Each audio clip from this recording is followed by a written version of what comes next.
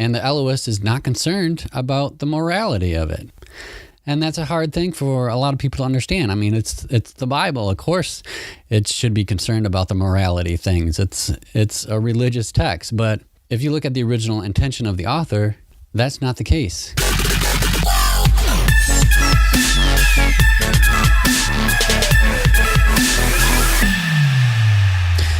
Hello, friends, and welcome to the Mirror Scriptura podcast, the podcast dedicated to mirror reading the Bible. And today is the Moses cycle, which is part 5 of the Mirror Reading the Elohist Source series. And this cycle was a little tough for me. There's a lot of parts, but I had a hard time putting the parts together. So I'm still not real comfortable with everything, but I'll share with you the pieces that I do have, or the parts that I do have. And so I think it's pretty good. I hope that you like it. So, item number 1. So the Elohist is trying to move Israel away from the golden calf worship, and also trying to take Moses away from the Kenites. So let's start with Moses. Item number 2, Moses and the Kenites. So let's start with who were the Kenites. The Kenites were a tribe of people that met the Israelites as they were coming up out of Egypt, and they were friendly to them, and so they migrated with the Israelites on up to the north and kind of settled amongst them, and they seem to be on pretty good friendly terms for the most part with the Israelites. We'll see in the Balaam cycle in the next episode that there's a prophetic word leveled against them, and well, I'll talk about that then. But for the most part, the Israelites and the Kenites seem to get along pretty well. So that the counter narrative that the Elohist was dealing with was that Moses was a Kenite, a powerful prophet that served some God. Doesn't really give a hint what God he served, but the Elohist is trying to, and also that Moses was the son of Jethro, who was a priest, a Kenite priest, and that neither one of them served Elohim. So the Elohist counters that by giving us the narrative of Moses and making sure that we know that Moses was a Hebrew, that Jethro was not his father, but it was his father-in-law, that Moses served Elohim, and that Moses' father served Elohim. So on the one side, the Elohist seems to be correcting this view on Moses and really making a distinction between the Israelite religion and the Kenite religion, or the Israelite God and the Kenite God, but at the same time trying to keep the Israelites and the Kenites on friendly terms. And so you'll see Jethro, the Israelite elders meet with Jethro and along with Aaron, and they're on friendly terms. And Jethro brings a sacrifice to Elohim, and they all sit in the presence of Elohim. And so this kind of indicates that the Kenites don't serve the Israelite God, but if they do want to, then the Israelites need to be open to that. So so the Elohist is trying to make a distinction between the Israelites and the Kenites, but this at the same time welcoming the Kenites into the Israelite religion if that's what the Kenites want to do. Item number 3, the golden calf and the elders versus Elohim and Moses. So the counter narrative that the Elohist was dealing with here was that the golden calf and the elders of Israel were the ones that brought Israel out of Egypt. And so the Elohist is countering that by correcting that narrative and saying, no, it was Elohim and Moses. And so anytime we read about the elders in the Moses cycle, Moses is right there with them. So when they go to see the king of Egypt, it's the elders and Moses. The people that experienced God was the elders and Moses. So there's this attempt to try to combine the elders and Moses, and then eventually just even elevating Moses above the elders. And the Elohist very clearly talks about how Elohim sent Moses, and Moses was the one that brought the Israelites out.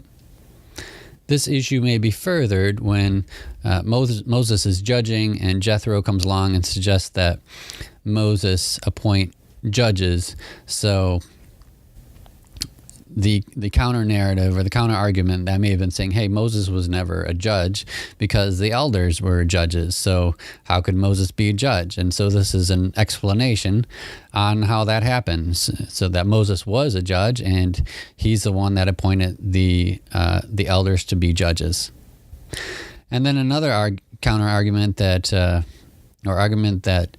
Elohist may have been dealing with is the issue with Aaron and the golden calf, whereas they might have been saying we should worship the golden calf. Aaron was the high priest of this golden calf, and so we respect Aaron, and so we should worship the golden calf.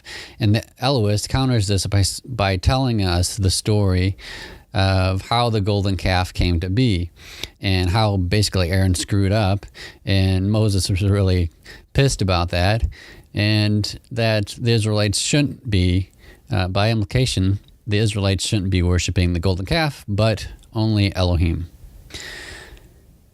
And then also, the Elohist is also sure to point out that the Israelites are Elohim's people.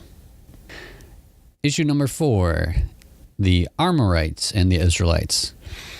So as the Israelites come out of Egypt, they move up by Moab, and then it seems to be in the Gad area, if you remember me talking about that in the last episode.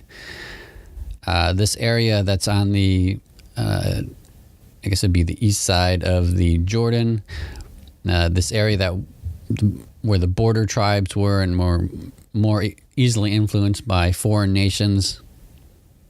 There were Amorites in that area at one time. And so there's a narrative out there that is saying, or there was a narrative out there that was saying, hey, some of us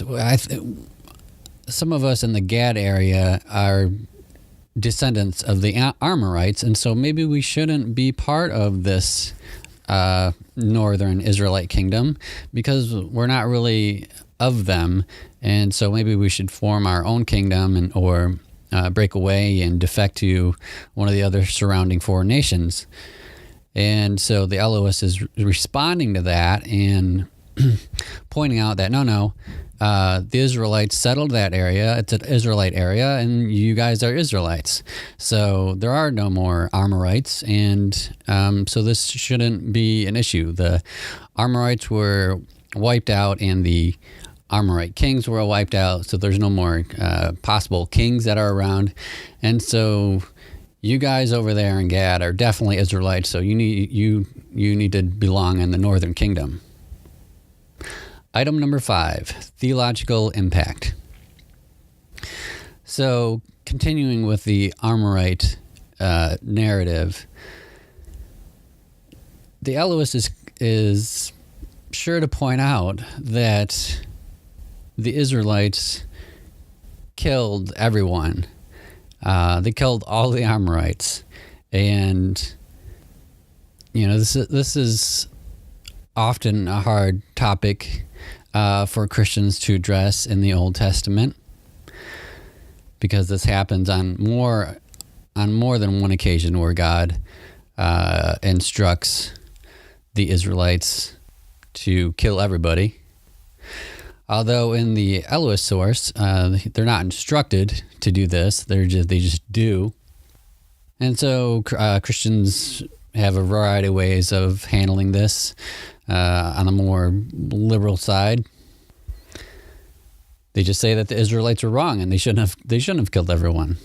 And then kind of in the middle, maybe you might say it's just hyperbole. They didn't really kill everyone. They're just saying that to because that's how ancient kings describe battles that they won. And then on the conservative side, there's God can kill anyone he wants. We all deserve to die. So there's various ways of looking at that. But my point is that to the Elohist, killing everyone was a good thing. And when I say good, I don't mean like morally good, but he's not concerned about that. He is concerned about promoting his political agenda. And that agenda is to make sure that those Israelites over there in that area that the Amorites were in, make sure that they know that they're not Amorites and that they stay within the kingdom. And the Elohist is not concerned about the morality of it. And that's a hard thing for a lot of people to understand. I mean, it's the Bible. Of course, it should be concerned about the morality things. It's a religious text. But if you look at the original intention of the author, that's not the case. And it's not just in this instance either. It's the previous episodes where I've talked about things that typically Christians think are bad, the Elohist think is good. And it's good in the sense that it's promoting the Elohist political propaganda, and he's not concerned about morality. And so we really have to approach the Bible in order to truly understand it. We have to approach the Bible to know what the original meaning of the text was, instead of trying to read our theology back into the Bible. All right, well, that's it for the Moses cycle. A little on the shorter side today, I think. Next episode, we're going to be looking at the Balaam cycle. And that's a pretty short cycle, so that's probably going to be a shorter episode as well. But I still think that you will enjoy it. I hope you liked this episode, and stay tuned for next time.